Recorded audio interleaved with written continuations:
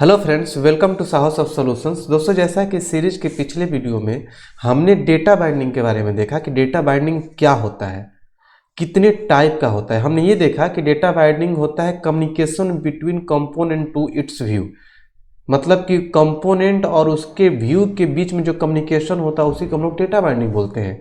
जैसा कि आप लोग को पता है कि जब भी हम कोई कंपोनेंट क्रिएट करते हैं तो 4 फाइल क्रिएट होता है।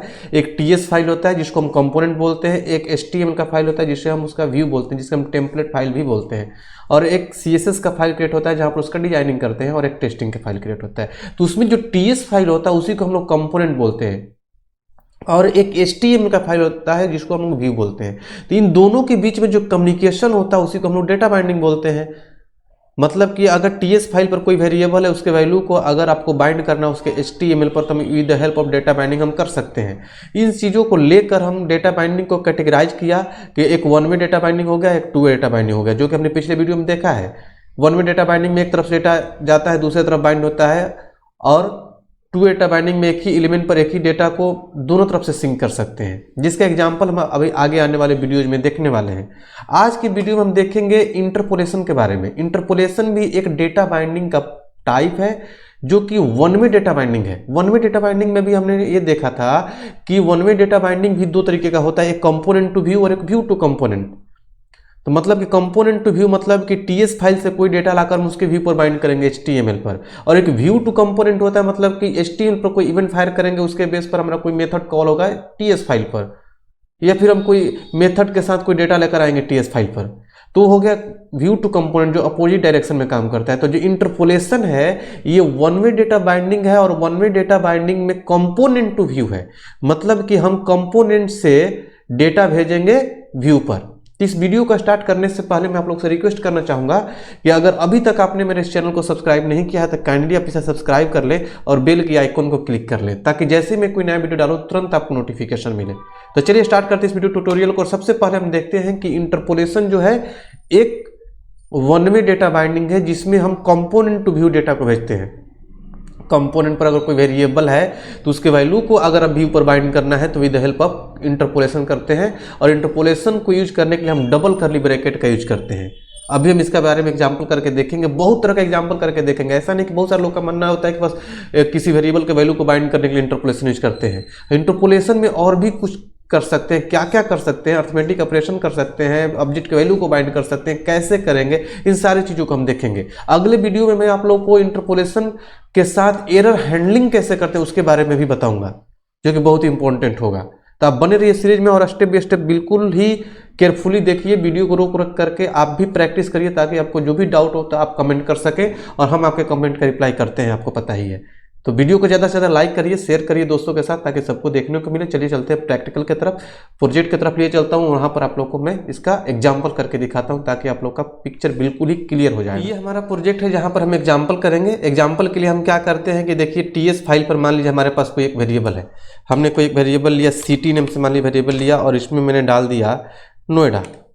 सपोज करिए हमने नोएडा डाल दिया, और इसको मुझे इसके HTML पर दिखाना है। अगर आप ब्राउजर पर जाएंगे तो ब्राउजर पर क्या दिख रहा है, अभी लोकल होस्ट कर देते हैं तो यहाँ पर कुछ भी नहीं दिखेगा। हमने यहाँ पर अभी जस्ट बाइंड किया है तो कुछ दिखाया नहीं, अभी जस्ट ब्लैंक पेज है।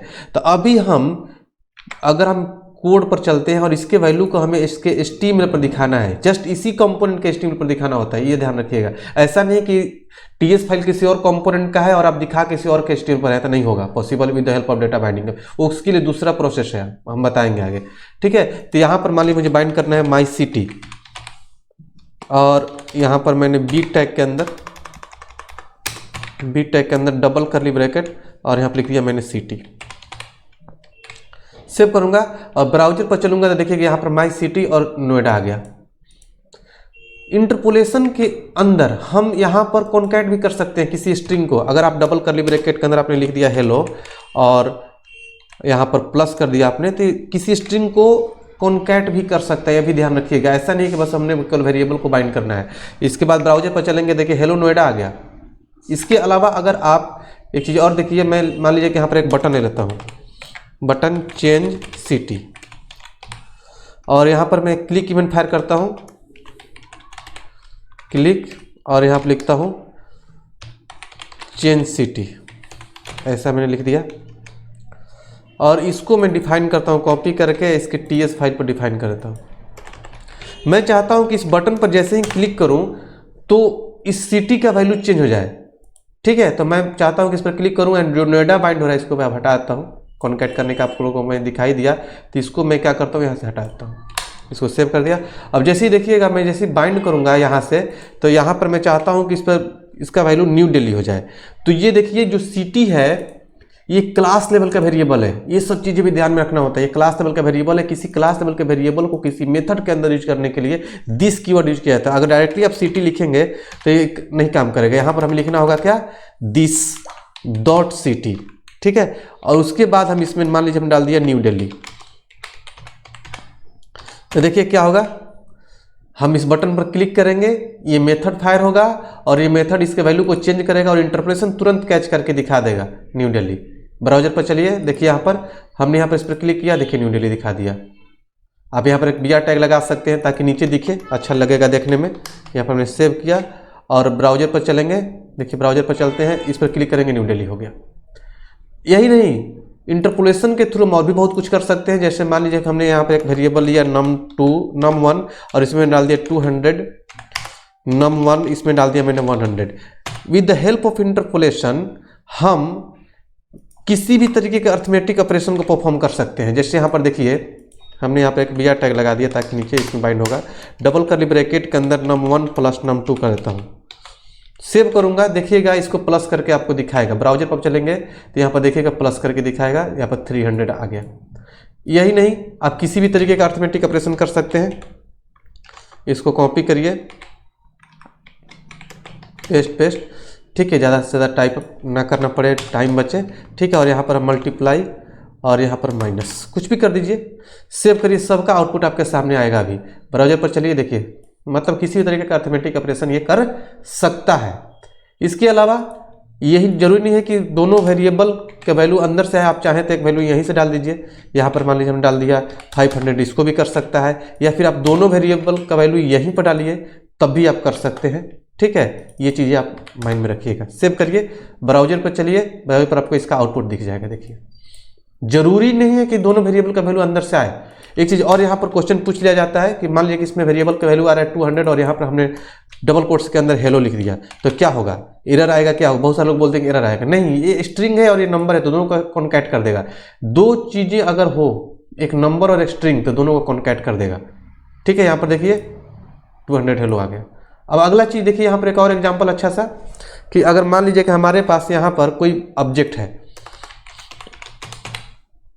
कंपनी, यहाँ पर मैंने डाल दिया नेम और इसमें डाल दिया मैंने Saho soft technologies, comma city Noida, state UP और कंट्री, और यहाँ पर डाल दिया मैंने इंडिया। देखिए अगर इसके वैल्यू को हम बाइंड करें अगर इंटरपोलेशन के हेल्प से, तो ये बताएगा कि ये ऑब्जेक्ट है, डायरेक्टली इसके वैल्यू को आप बाइंड नहीं कर सकते हैं। ठीक है, इसको आप डबल कर्ली ब्रैकेट के अंदर जैसे ही रखेंगे तो ये बताएगा कि ऑब्जेक्ट है और ऑब्जेक्ट टाइप का है। देखिए बोला कि ऑब्जेक्ट है और ऑब्जेक्ट टाइप का, इसके वैल्यू को बाइंड करने के लिए आपको डॉट कीवर्ड का यूज करना होगा, तभी आप कर सकते हैं। कैसे, देखिए यहाँ पर लिखता हूँ name double curly bracket company dot name. ठीक है, BR टैग,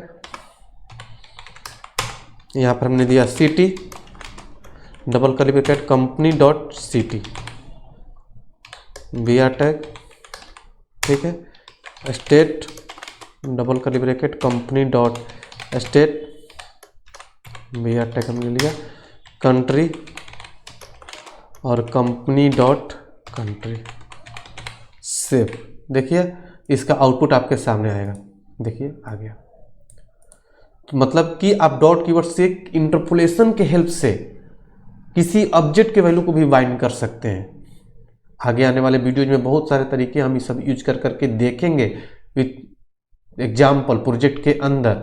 ठीक है, इसका बहुत ज़्यादा यूज है, इसलिए इस चीज़ को अपने माइंड में जरूर रखिएगा। अगले वीडियो में आप लोग को इसके अंदर एरर हैंडलिंग भी दिखाऊंगा कि इंटरपोलेशन के अंदर मतलब क्लाइंट साइड कैसे एरर हैंडलिंग कर सकते हैं।